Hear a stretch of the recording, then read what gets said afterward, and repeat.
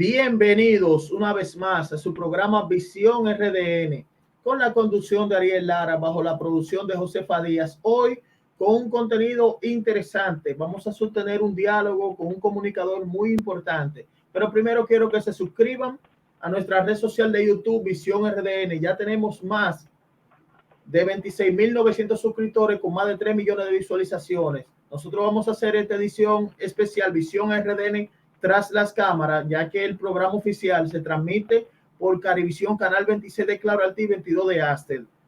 Y hoy tenemos a Raúl Jiménez, el romántico. Quiero iniciar esto, Raúl Jiménez, preguntándote, para edificar al público con esta parte, ¿por qué Raúl Jiménez, el romántico? Antes que todo, muchas gracias, Ariel, por la oportunidad de estar aquí en este programa Visión RDN. Yo sigo tu programa a través de las redes sociales. Te considero uno de los jóvenes más preparados, que está haciendo un trabajo bien orgánico, y es muy satisfactorio cuando uno puede ver que hombres jóvenes como tú escogen el camino de la buena comunicación, de la comunicación que al final enriquece y fortalece la sociedad. También quiero agradecer a todos tus suscriptores, todos tus televidentes por la oportunidad. Y el asunto del romántico viene porque participamos en un debate en el Lehman College, donde se estaba discutiendo si se tenía que derribar los monumentos en honor a personajes históricos. Y yo tuve mi participación y dije que todos los que estaban presentes eran unos románticos porque analizaban la historia de la manera errada.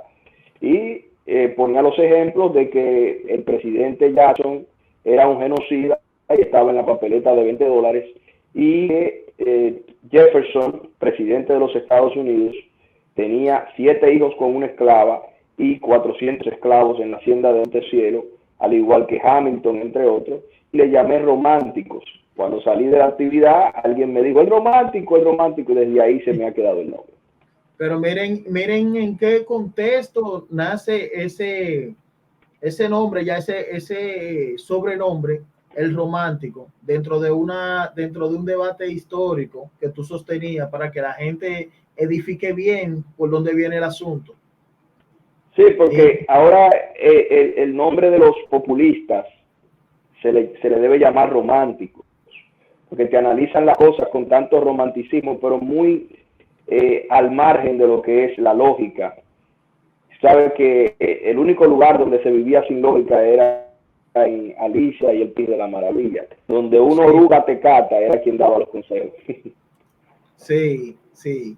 Ahora yo quiero también reconocer el gran trabajo en la comunicación que tú haces, un trabajo objetivo, un joven también muy preparado que ha llevado también al top el estilo de comunicación ahora con los medios emergentes como son las redes sociales.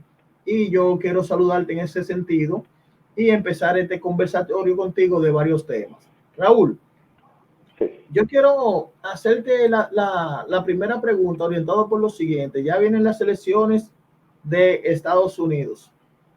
Vemos 2 candidatos, el presidente actual, Donald Trump, vemos a Joe Biden, candidato demócrata, y en esta contienda me gustaría que tú nos hable en qué está en juego estas elecciones, qué está en juego en estas elecciones.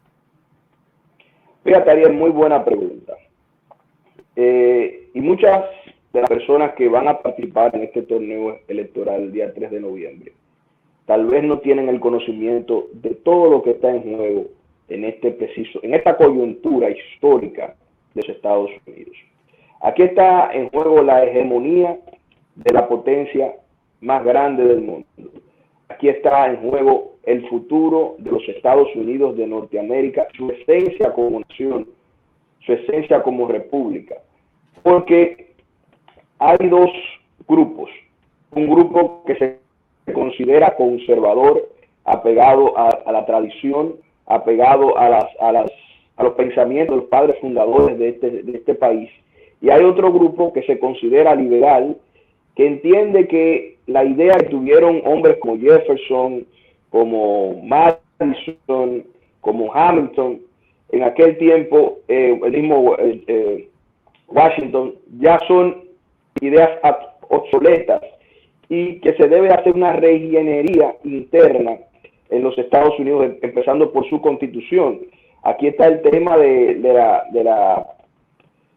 permiso de portar armas, aquí está el tema del aborto, aquí está el tema de las elecciones y del modo de escogencia del presidente de los Estados Unidos. Muchos dicen que debe de ser ya el voto popular y no el voto electoral, porque es injusto.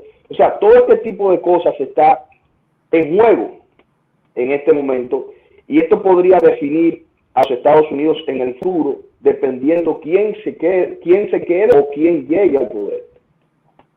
Sí. En esta contienda también hay algo interesante que quiero que tú, como analista, porque te voy a preguntar y tú vas a edificar el público en base a tu análisis, y la gente determinará al final de cuentas. Pero Raúl, hay algo importante. ¿Qué diferente va a tener estas elecciones? Me explico. Las elecciones pasadas, Donald Trump le ganó a Hillary Clinton. Hillary Clinton, por los medios, tenía más popularidad que Trump, pero Trump ganó por los votos electorales.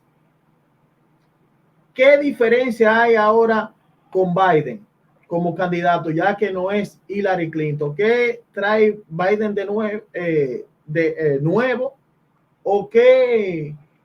¿O si Donald Trump va a tener más lucha para ganar o puede perder las elecciones? Mira, en el caso de Biden, nuevo no creo que traiga nada. Biden fue por 8 años el vicepresidente de Barack Obama y es un político de una data de más de 40 años ejerciendo el poder en los Estados Unidos de Norteamérica. Es un veterano de la política, aparte ya tiene una edad un poco considerable. Pero en estas elecciones, como tú apuntas, muy importante, hay mucha diferencia a las elecciones del año pasado, aunque en el contexto podríamos decir que tiene ciertas similitudes. Las diferencias son las siguientes. Donald Trump pasa de ser un outsider, que fue cuando incursionó en la política y ganó como un outsider, a ser ya el presidente de los Estados Unidos y ya tener experiencia en el cargo. Por lo que los demócratas, en el caso de la pandemia, comienzan a atacar por ese flanco, a decir, tú no tuviste un buen desenvolvimiento durante la pandemia, no actuaste como un estadista. Ya pueden tener tela por donde cortar para atacar a Donald Trump. Y otro factor muy importante es que Estados Unidos, aunque sea un país muy democrático, un país muy visible, no está todavía preparado para ser gobernado por una mujer. Por eso muchos americanos conservadores no dieron su voto a la ex secretaria de Estado, Hillary Clinton, que es otro factor nuevo. Ahora se está compitiendo hombres con hombres, Joe Biden y Donald Trump. También estas elecciones tienen la diferencia al año pasado, es el voto por correo. El año pasado esto no estaba. A recordarle a la gente que el voto por correo se instauró durante el desarrollo de la Guerra Civil Americana, porque muchos soldados estaban desplazados lejos de sus colegios electorales, y para permitirles el derecho al voto se les dio la oportunidad de que lo hicieran por correo. Este voto por correo va a traer mucha controversia, y Ariel, te digo aquí en tu programa que Estados Unidos, y va a resultar un poquito fuerte lo que voy a decir, pero Estados Unidos está al borde de una guerra civil. Al borde de una guerra civil, Estados Unidos. Así mismo, al borde de una guerra civil. Ya vimos el día de ayer cómo hubieron ensayos o escaramuzas, como se pudiera decir, en diferentes ciudades de Estados Unidos, especialmente aquí en Nueva York, en Times Square, donde grupos pro-Trump y grupos pro-Biden, o grupos radicales de izquierda, se enfrentaron a golpes.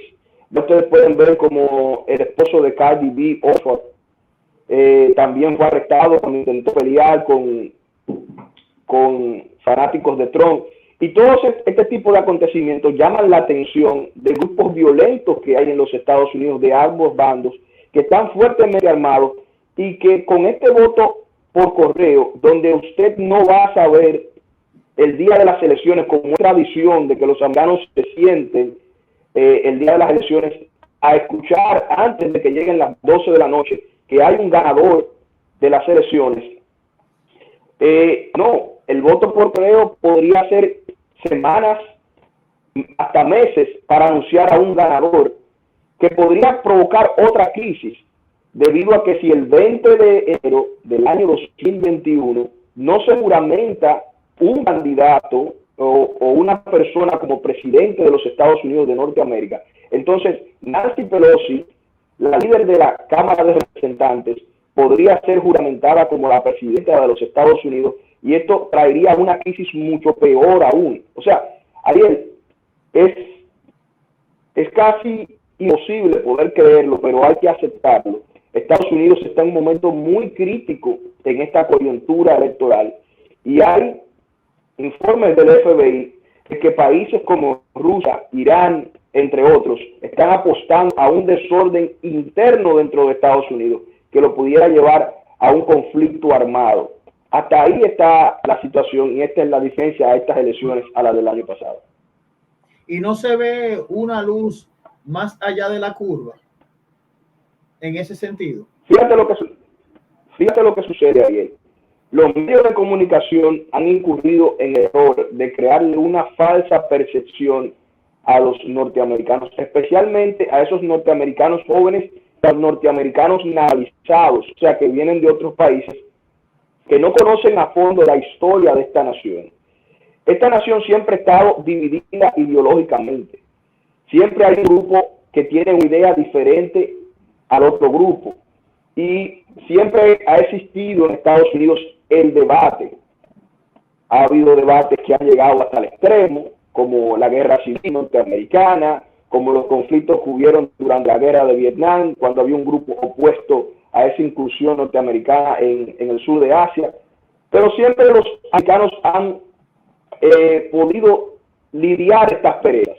Ahora no, ahora se está vendiendo la idea de que este país es racista, de que este país es incluyente, de que este país le quita oportunidades a las minorías, etcétera. Y eso ha creado mucha ansiedad entre los votantes, que consideran de que estas elecciones, si no gana su candidato, entonces, por ejemplo, los republicanos piensan que si Donald Trump no gana, entonces se va a establecer un nuevo orden mundial en Estados Unidos, se va a romper la cadena nacionalista de esta nación, va a invadir China, va a invadir Irán. Los demócratas consideran que si Trump vuelve a repetir, entonces no se aprobarán agendas como LGBT, pro aborto, la eutanasia, todo eso. Entonces, esa ansiedad es lo que está provocando este momento tan tenso.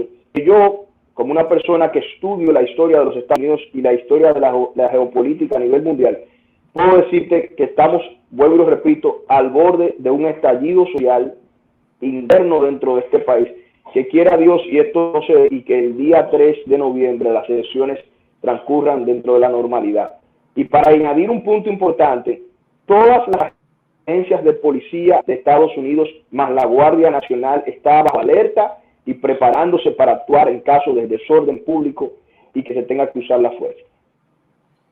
Ya luego de ese panorama que tú has analizado de lo que puede pasar, eventualmente, que esperemos, esperamos que no, pero está dentro de las posibilidades según se ve el panorama, me gustaría hacerte la siguiente pregunta. Tú sabes que Estados Unidos es el primer socio comercial en acuerdos bilaterales con la República Dominicana.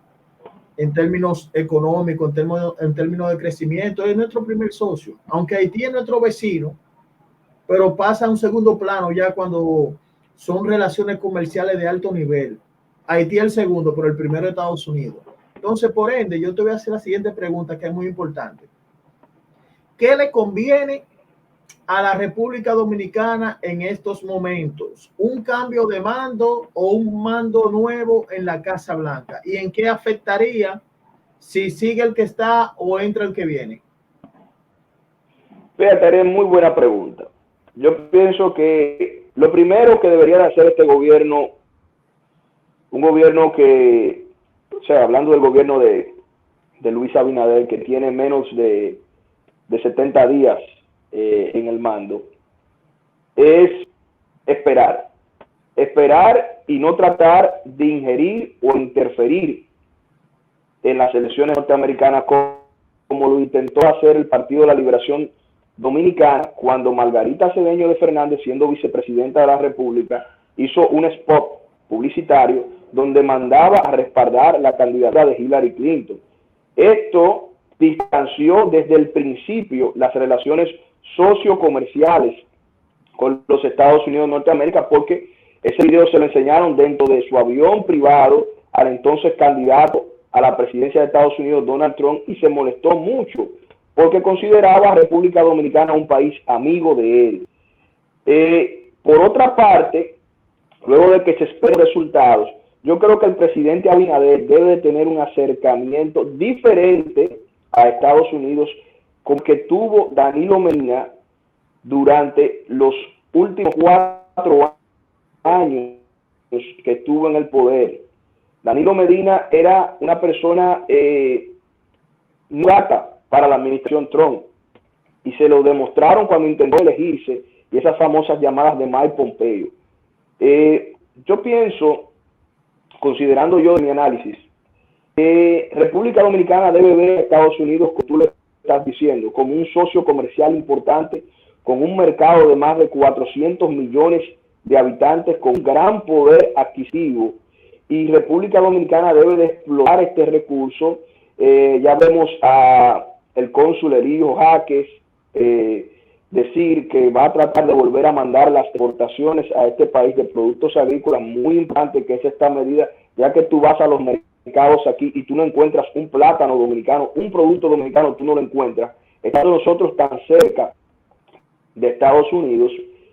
Y yo creo que esa es la parte comercial que le conviene al país. Ahora, en el plano político, en el plano de la geopolítica, yo considero que el gobierno de Trump o la reelección le convendría más a República Dominicana, ya que en la toma de posesión de Abinader vimos como el secretario de Estado, Mike Pompeo, acudió a esa investidura y tuvo una reunión privada con Luis Abinader.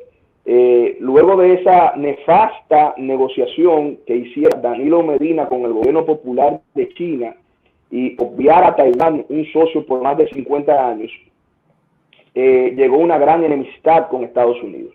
Pompeo va a República Dominicana y reafirma un nuevo comienzo de relaciones comerciales y de amistad con República Dominicana. Ahora, de ganar los demócratas, ya hay expertos que aseguran República Dominicana va a recibir mucha presión de parte de Washington para resolver el tema de los haitianos, especialmente aquellos que nacieron en República Dominicana de padres haitianos y que no tienen documentos.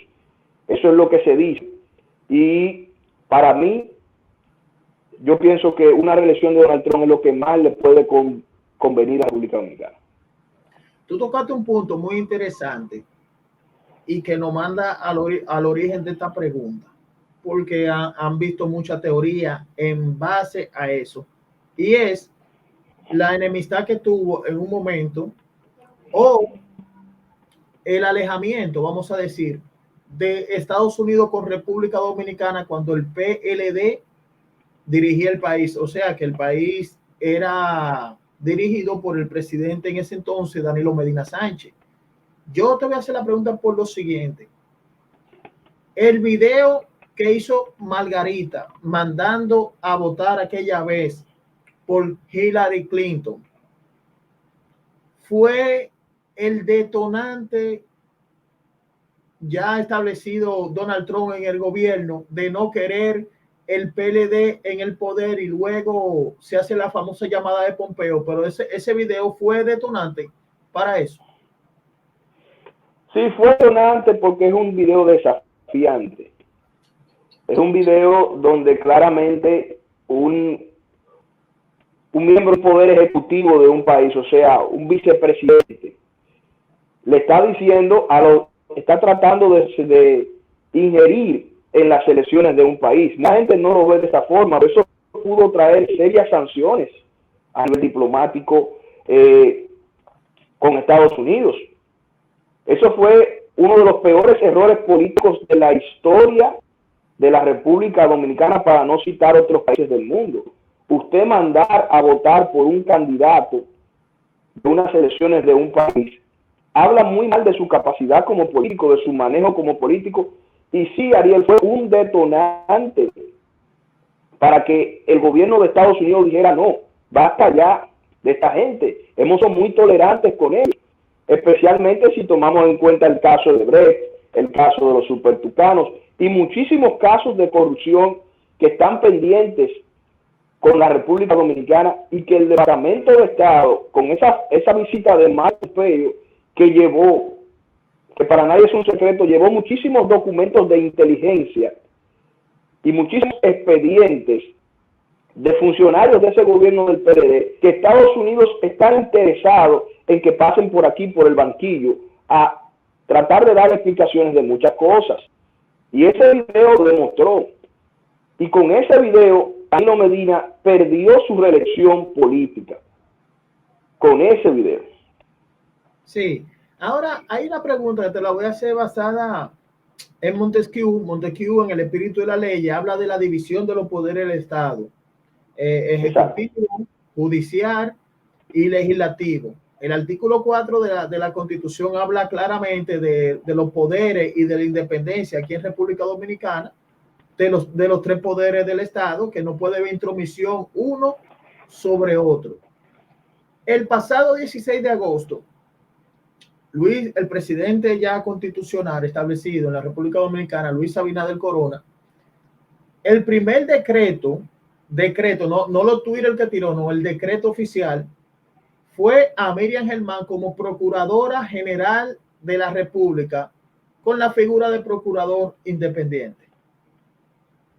Y dijo que solo la Constitución, sabemos que solo Dios está por encima de la Constitución, Dios es lo más grande, pero la Constitución aquí terrenal, solo la Constitución está por encima de el criterio de independencia de Miriam Germán. Ella tiene libertad para actuar y para proceder. Ahora, yo te pregunto lo siguiente, ya en base a esa introducción.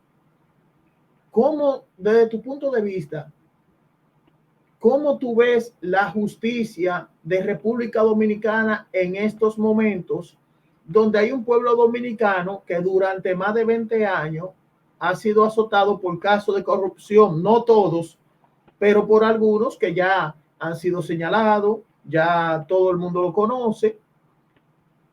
¿Qué tú crees, Raúl? ¿Actuará la justicia y se verá un régimen de consecuencia, o será un famoso borrón y cuenta nueva, pero con otro traje?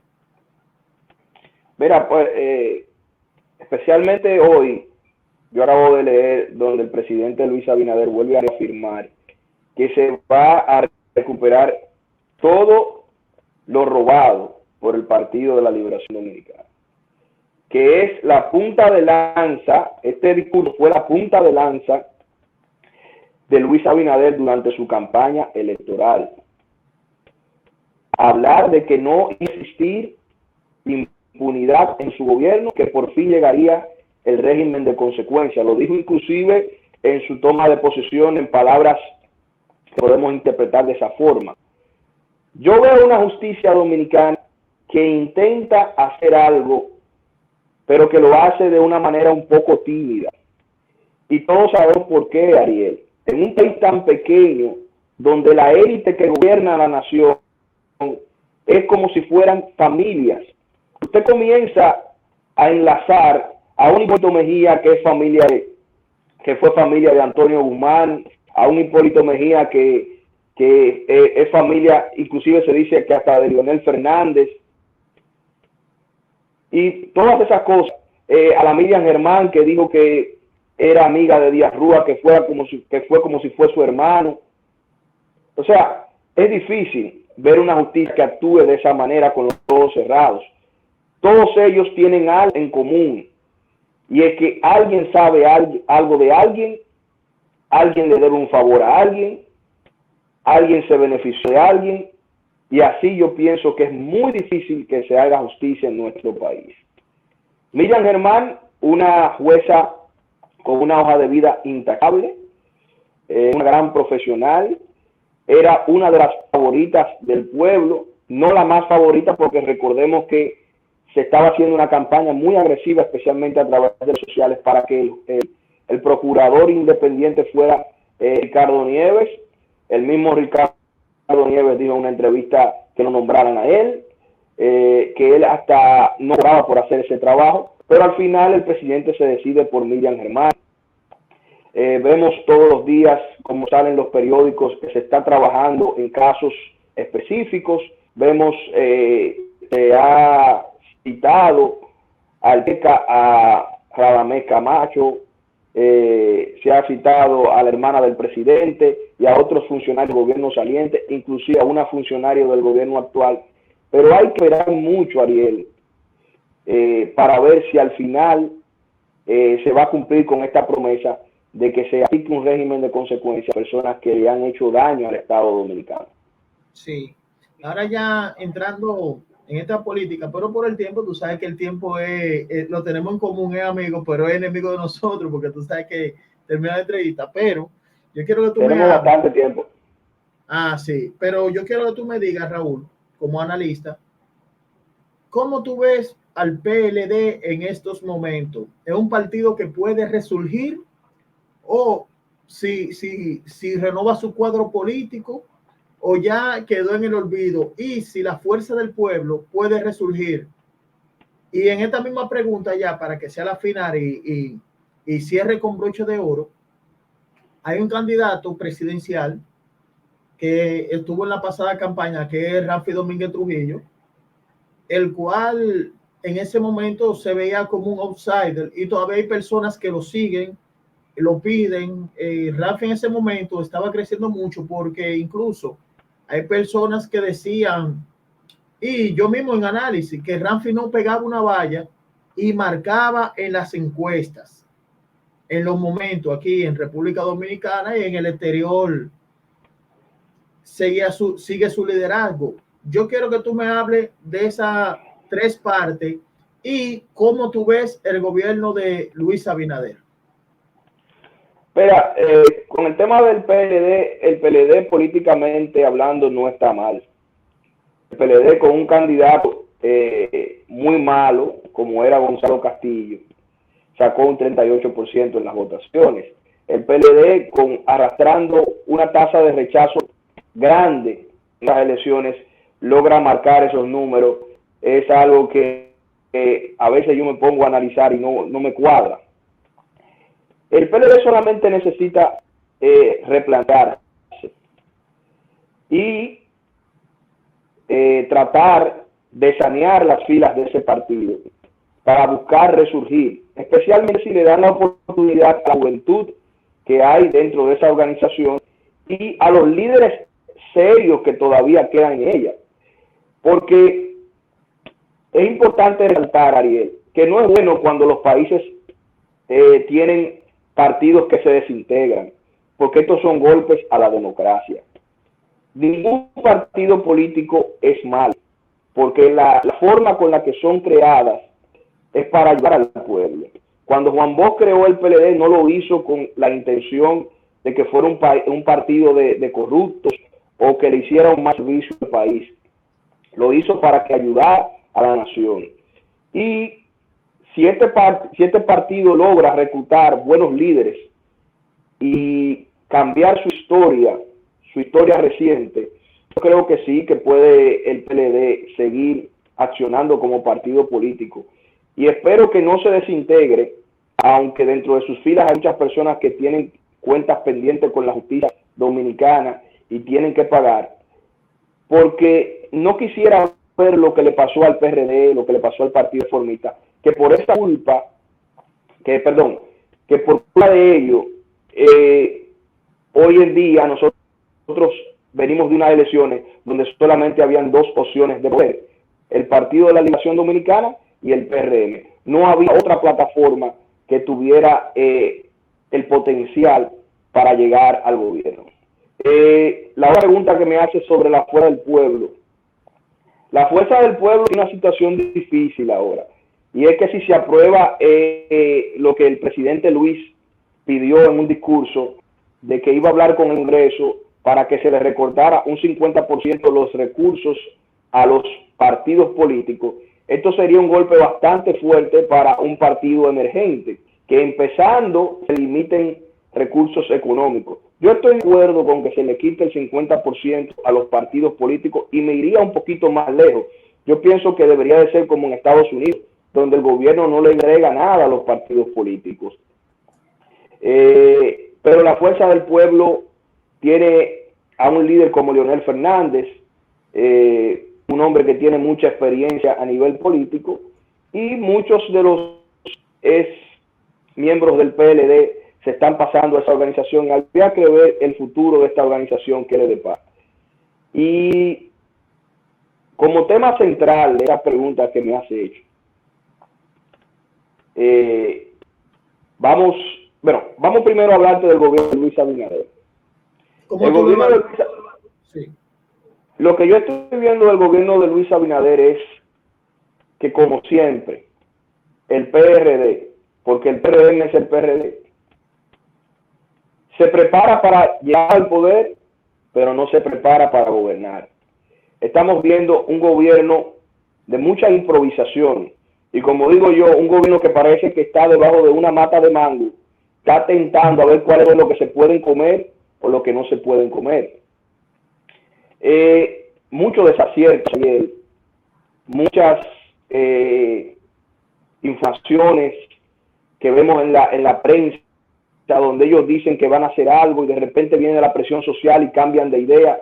Mira el tema del logo, ya tenemos un problema con una persona que quiere demandar a la República Dominicana por plagio, y ya el ministro de Turismo, David Collado, anuncia que va a haber un concurso para crear otro logo. Entonces, cuando nos enteramos que costó 32 millones de pesos, queremos saber dónde está el destino final de este dinero, si lo van a devolver o si la persona que se le pagó se va a quedar con ellos. En medio de una pandemia y en medio de supuestamente un plan de austeridad, usted escuchar que se pagó 32 millones de pesos por un logo, eso es algo ridículo. Ahí está el tema cuando hablaron de los impuestos, que obligaron al presidente a adjudicarse su primera derrota política, tener que decirle a la nación que los impuestos ya iban.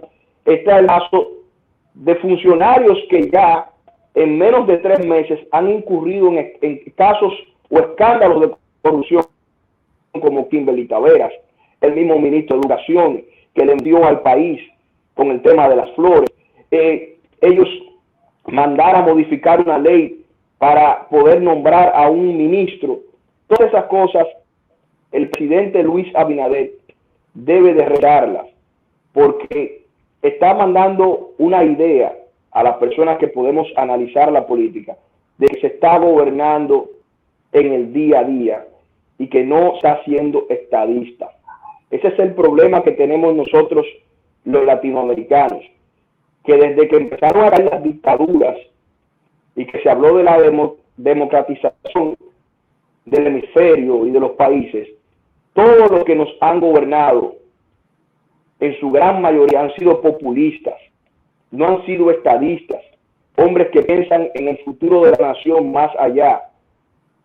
Y lamentablemente, decirlo así, el último de los estadistas que nos gobernó a nosotros en la República Dominicana fue el doctor Joaquín Balaguer. Después de Balaguer, estos últimos 24 años, nosotros hemos tenido populistas que le han vendido mucho sueño al pueblo y que no han podido resolver las necesidades básicas de nuestra nación. Es inaceptable todavía que en pleno siglo XXI en nuestro país existan comunidades que no tengan agua potable, que no tengan energía eléctrica, que no tengan un sistema de salud adecuado, que no tengan una buena educación. Es inaceptable que todavía en nuestro país la delincuencia, la corrupción siga siendo el pan de cada día, y vemos los precios de la canasta familiar, vemos todos los indicadores a nivel mundial. Nuestro país sigue marcando muy mal, y yo pienso que el gobierno está todavía a tiempo para enderezar la guagua, como decía la canción de Juan Luis Guerra, porque la guagua de nosotros va en reversa. El tema de Ramfis. Sí. No, te quería preguntar ya en esta partecita final, pero para que desarrolle el tema también, el central. ¿Cómo tú consideras desde tu punto de vista? Tú mencionabas que Balaguer fue estadista y que los presidentes sucesores son populistas, todos, ¿verdad? ¿Cómo tú ves a Trujillo, a Rafael Leónidas Trujillo? ¿Estadista o populista? Trujillo, más que un estadista, fue un forjador. Yo creo que Trujillo, y lo he discutido con historiadores de larga data, con intelectuales, Trujillo fue el creador de una nueva república, la Cuarta República. Y tendría que hacer otro programa para explicar esta tesis que yo tengo. Claro. Trujillo transformó un país prácticamente que era un corral en un estado. Inclusive el palacio presidencial donde se gobierna la República Dominicana lo construyó Trujillo. Y yo recuerdo que mi abuelo me decía que todo el que se sentaba en la silla presidencial en República Dominicana se le entraba el espíritu de Trujillo. Porque si tú ves, Ariel, todavía dentro de nuestras instituciones gubernamentales se sigue gobernando bajo el modelo del trujillato, que eso no ha salido de los cuerpos, especialmente de los militares. Ahora, después de la muerte de Trujillo, del asesinato de Trujillo, porque muchos dicen que es un ajusticiamiento, no fue un ajusticiamiento, fue un asesinato porque a Trujillo no lo condenó ningún juez. A Trujillo lo asesinaron un grupo de elitistas que querían aprovecharse de los bienes del Estado Dominicano, de las cadenas de producción del Estado Dominicano. Trujillo tenía unas 52 empresas funcionando que no le debían un centavo a nadie. Trujillo tenía el país a la par en los Estados Unidos en comparación a las monedas, y el país no estaba endeudado. Si tú ves la historia después de Trujillo, todas estas personas que han gobernado nuestro país, toda esta élite que ha gobernado nuestro país, lo que le ha hecho es un falco al Estado Dominicano. Ahora, Balaguer fue un muro de contención en contra de muchos de estos elitistas, de estos neoliberales. Balaguer mantuvo al país lejos de las deudas.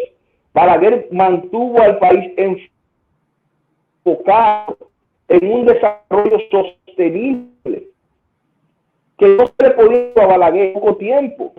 Nuestro país iba evolucionando de manera paulatinamente bien. Ahora llega Leonel Fernández, conjunto con los neoliberales, y le entrega todos los recursos y bienes del Estado.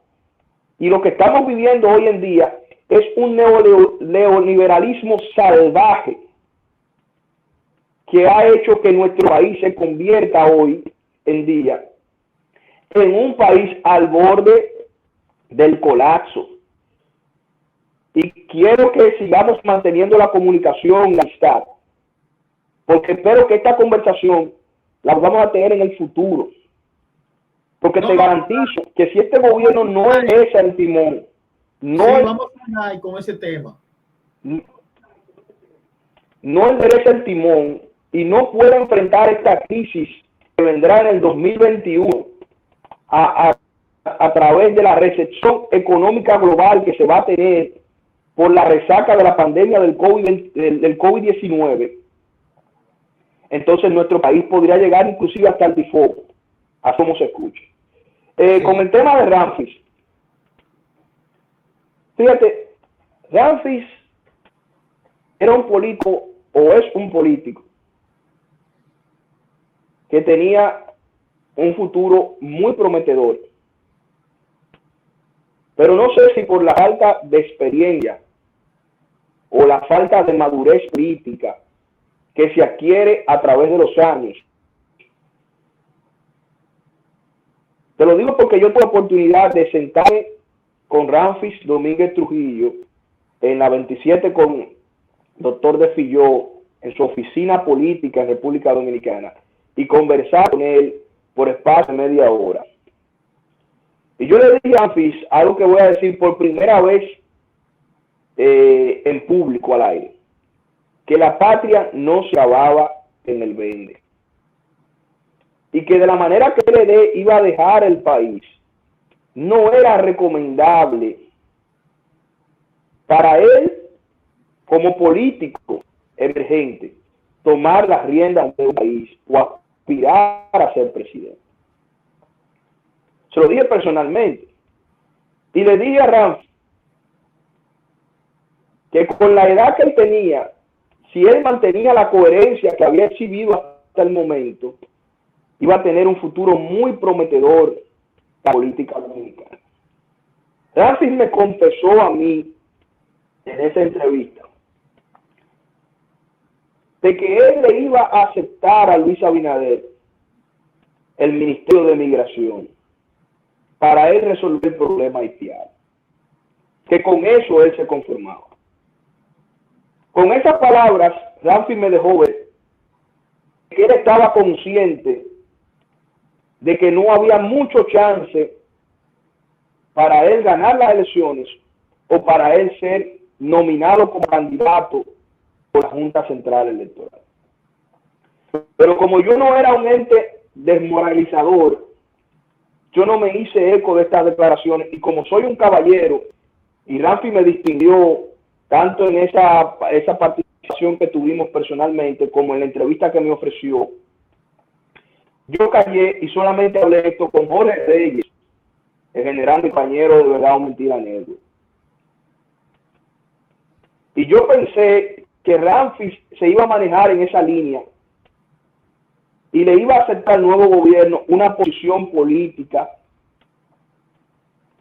para tratar de buscar la manera de cómo el gobierno, que iba a ser mayoría en ambas cámaras, le pudiera caer el impedimento a él bajo una reforma constitucional de él ser presidente.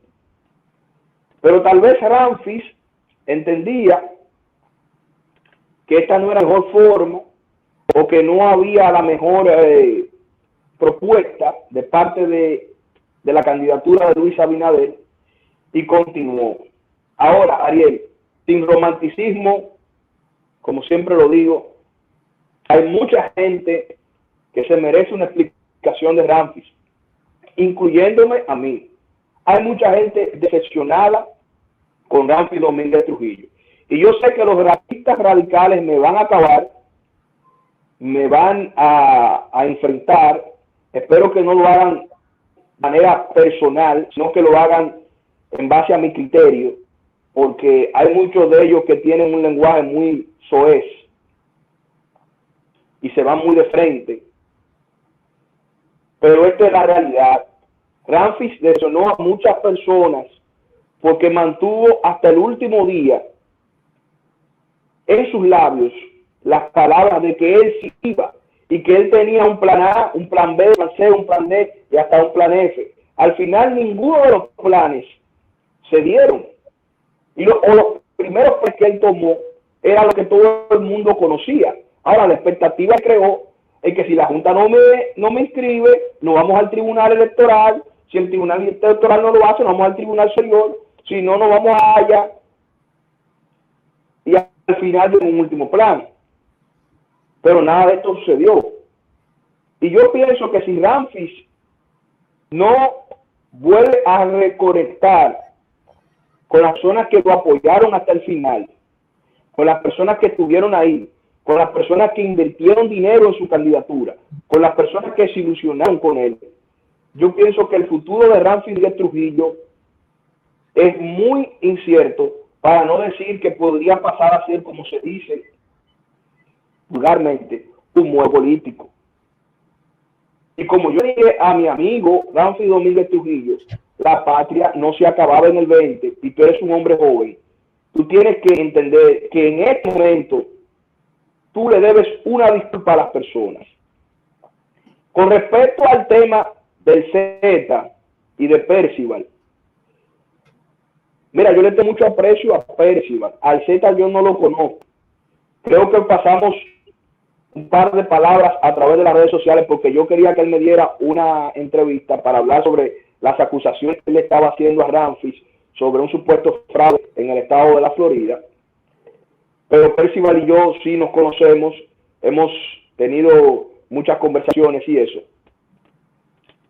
yo pienso que es parte de esa misma frustración, especialmente en el caso de Percival. Pero también pienso que no es un manejo adecuado de una persona tan ecuánime como Percival. Especialmente porque Percival, todos lo vimos, acudir a los tribunales a defender a Ramfis Domínguez Trujillo. Se ve un poquito feo, la primera que me llega, que después de usted defender a una persona, de alabar las cualidades de esa persona, salir en las redes sociales o en público a acabarlo de la manera como Percival lo está haciendo. Y eso le puede hacer mucho daño a la figura del general. Le puede hacer mucho daño a su legado también, porque luce ser una persona un poquito, no quiero usar este término, pero es el que va, una persona un poquito desleal, que yo sé que Percival no lo es. Y entre Percival y Ramfis puede que exista también un malentendido que debe también aclarar. Sí, yo quiero decir algo a lo que tú dices, Raúl Jiménez, que yo estoy de acuerdo con algo, y es que si, un ejemplo, yo siempre he hablado de Ramfis, un ejemplo, he hecho análisis y siempre lo mantengo, Yo entiendo que Ramfis es un activo, en lo personal, yo entiendo que Ramfis es un activo político que ya madurando puede llegar al poder con el vacío de poder que hay en República Dominicana, porque todavía no se ha visto algo concreto. Pero yo comparto eso que tú dices, de que si yo siempre hablo bien de Ramfis, todo un análisis, yo no puedo, aunque tenga el problema que tenga con Ramfis, desacreditar la persona, irme a lo personal, porque entonces eso baja el nivel. Es como que yo tengo un problema contigo. Yo siempre te he resaltado en grupo de comunicadores porque yo he dado seguimiento a tu trabajo. Yo soy de las personas que a las 2 de la mañana yo estoy despierto y viendo todos los programas de televisión, grande y pequeño. Para mí no es grande y pequeño, para mí todos tienen el mismo peso, porque cada quien tiene algo que contar. Y cuando viene a ver los llamados pequeños son los que tienen la verdad. Entonces, te quiero decir que un ejemplo, yo hablar bien de ti y luego que tú y yo tengamos cualquier diferencia, yo venir a meterme en cosas personales contigo, eso resta y creo que no es la forma, porque como quiera que sea, usted puede tener una diferencia o no, pero Ramfis es un hombre, en ese sentido, no es que lo estoy defendiendo, estoy diciendo mi parecer. Ramfis es un ser humano que escucha, o sea, es un tipo pasible, un tipo que no te dice una mala palabra, es una persona que te escucha y comparte contigo. Si tú tienes una diferencia, tú se lo dices a él. Para eso están los WhatsApp, la llamada. Mire, líder, yo no estoy de acuerdo, porque tú no puedes estar de acuerdo con todo, pero es lo que tú dices, tiene que ser, por ejemplo, tú tienes algún problema, yo te llamo Raúl. Mira, Raúl, mi hermano, tranquilo, ¿cómo tú estás? Mira, yo entiendo que esto y esto. Analiza eso. Yo no estoy de acuerdo eso contigo. Quizá tú me digas, sí, Ariel, pero yo agarrar un medio masivo con seguidores, después que yo alabé tanto a una gente y atacarlo, o sea, atacarlo en el sentido de cosas personales, en realidad no veo eso, no veo eso justo, eso en realidad hay que mantener un nivel, por lo menos en la comunicación, y más con personas que tú has tenido cierto acercamiento o que tú le has dado seguimiento, que en mi caso un ejemplo contigo que siempre te ha dado mucho seguimiento, y es el caso de Ramfis, que yo tengo una amistad. Yo no soy político, yo no pertenezco a ninguna contienda política, yo le doy la oportunidad a todo en Visión RDN, a todo en igualdad de condición, pero un ejemplo, yo no puedo salir a atacar a Ramfis en cosas personales. O sea, eso yo quería aclarar y estoy de acuerdo contigo en eso, Raúl. Raúl, yo quiero que tú le des un mensaje final y a la gente también yo invito que se suscriban también a tu canal, que te den seguimiento, porque tú eres una fuente de información muy valiosa. Pero ya para pedir, yo quiero pedirle a la juventud que esté atento a la actividad política de su país, No le pido que haga a nivel internacional porque podría ser un poquito cansón. Ya eso es personas como tú y como yo. Sí. Somos enfermos, como se dicen con eso, y nos acostamos a las 2, a las 3 de la mañana viendo lo que pasa. Sí. Pero denle seguimiento a la política en sus países. Porque las decisiones políticas son las que marcan tu futuro. Y quiero recordarle a la población en sentido general de que quien genera el poder es el pueblo. El pueblo es quien pone y quita. Y por eso me siento muy contento de cómo la República Dominicana ha comenzado a despertar y cómo la República Dominicana le está reclamando a sus gobernantes cuando entiende que lo están haciendo mal. Si nosotros mantenemos esta actitud, nosotros vamos a tener una mejor República Dominicana. Y nosotros tenemos un país bellísimo, un país con mucho potencial, al cual nosotros, los que estamos en la diáspora, queremos regresar a nuestro país, el único lugar donde no vamos a ser un extranjero. Pero para ello necesitamos que las cosas comiencen a cambiar y todos debemos de aportar nuestro granito de arena para que todo empiece a mejorar. Ariel, gracias por la oportunidad y está aquí a tus órdenes para cualquier cosa que necesites. Claro. Y esté a nuestro alcance.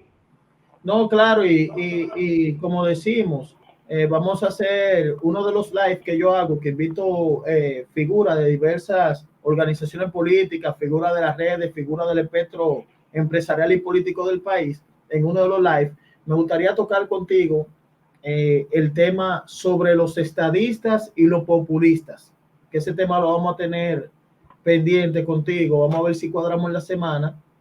Yo hago los live de viernes a domingo de las 5 para adelante, en vivo. Esto es que nos escriben personas en vivo, la persona opina, la persona llaman y todo, y algo bien interactivo. Y cuando tú tengas el tiempo, coordinamos, porque me interesaría hacer un live para mostrarle a la gente, según análisis que hagamos, quiénes son los presidentes que han sido populistas y quiénes son los presidentes que han sido estadistas. Eso es un tema muy importante, un tema bastante importante. Sí. Bueno, Ariel, gracias por todo. Sí, el honor es mío, Raúl. Y señores, yo quiero que ustedes se suscriban a nuestra red social de YouTube y como siempre les digo, hasta la próxima.